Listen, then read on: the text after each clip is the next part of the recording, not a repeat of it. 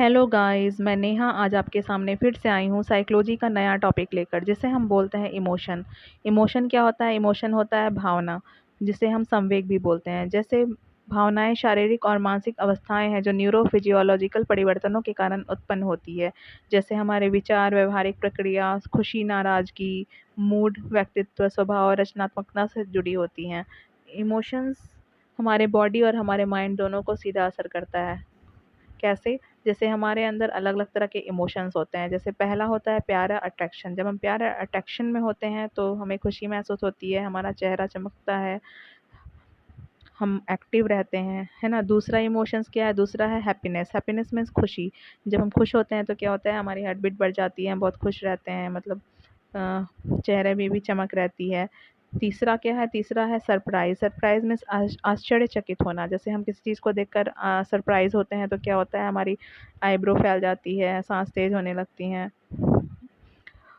और उसके बाद चौथा क्या है? चौथा है सैडनेस। सैडनेस मीन्स होता है उदासी। जब हम उदास होते हैं तो हमारे दिल के आस-पास यानी हृदय के आस-पास दर्द होता है। क्यों? क्योंकि हम बहुत ही दुखी होते हैं।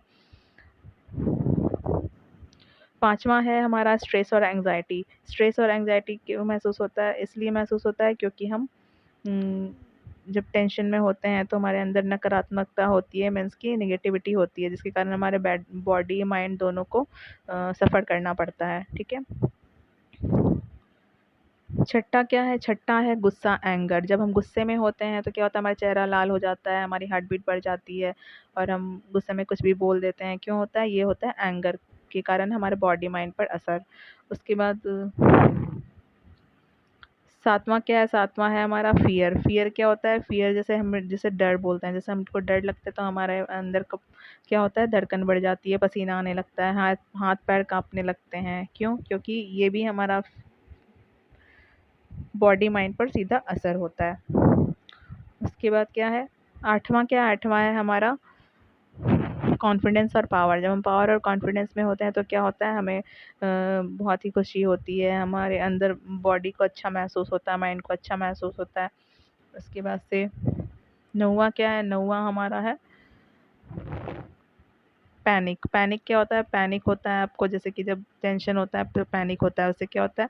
बहुत ज़्यादा घबराहट होती है हमारे अंदर, हमें बहुत अंदर से एकदम जैसे बोलते हैं जैसे कि पेट में तितलियों को का अनुभव होने लगता है। ठीक है। ये अलग अलग तरह के इमोशंस हमारे अलग अलग बॉडी माइंड पर असर डालते हैं। जैसे हम इमोशंस बोलते हैं तो इमोशंस क्या होता है? जिसके अंदर हमारे अंदर फीलिंग्स होती है अलग अलग तरह की, तो इमोशंस होते हैं। जैसे हमारे फैमिली फ्रेंड्स के साथ हमारे इमोशंस जुड़े होते हैं, वो इमोशनल अटैचमेंट होता है। ठीक है। अलग अलग तरह से अलग अलग तरीके से इमोशंस को हम लोग एक्सप्लेन कर सकते हैं।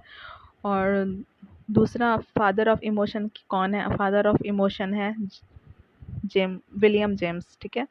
इन्हें बोलते हैं फादर्स ऑफ इमोशन। इन्होंने बनाया था इमोशंस का थ्योरी। ठीक है। जिससे हमें पता चला, साइकोलॉजिकली पता चला कि इमोशंस क्या होता है, किस तरह से होता है। जैसे कि हम खुश होते हैं तो हमारे इमोशंस भी मतलब भावनाएं बहुत ही मतलब अच्छी होती हैं। जब हम दुखी होते हैं तो हमारी भावनाएं बहुत ही उदास होती हैं। तो अलग अलग तरह की अलग अलग इमोशंस के पार्ट्स बनाए गए हैं इसीलिए ताकि हम उसको उसके बारे में जान सकें, या फिर अलग अलग थ्योरीज बनाई गई है, अलग अलग रिसर्चेज हुए हैं इसलिए क्योंकि इंसान जान सके कि भावनाएं किस तरह से मतलब एक्सप्लेन होती है, किस तरह से हम महसूस करते हैं किस चीज़ को लेकर। ठीक है। जैसे कि मैं गाना भी गाना चाहूँगी। जैसे अगर दुखी हैं तो कभी दुखी नहीं होना चाहिए, हमेशा लाइफ में खुश होना चाहिए। तो इसके लिए मैं बस एक लाइन गाना गाना चाहूँगी, इससे बहुत एक्सप्लेनेशन मिल सकता है। जैसे ए ज़िंदगी गले लगा ले, ए ज़िंदगी गले लगा ले, हमने भी तेरे हर एक गम को गले से लगाया है ना। ए ज़िंदगी गले लगा ले। That's all. अब हम लोग मिलेंगे नेक्स्ट वीडियो में नए टॉपिक के साथ। Thank you guys, take care and मेरे चैनल को लाइक, सब्सक्राइब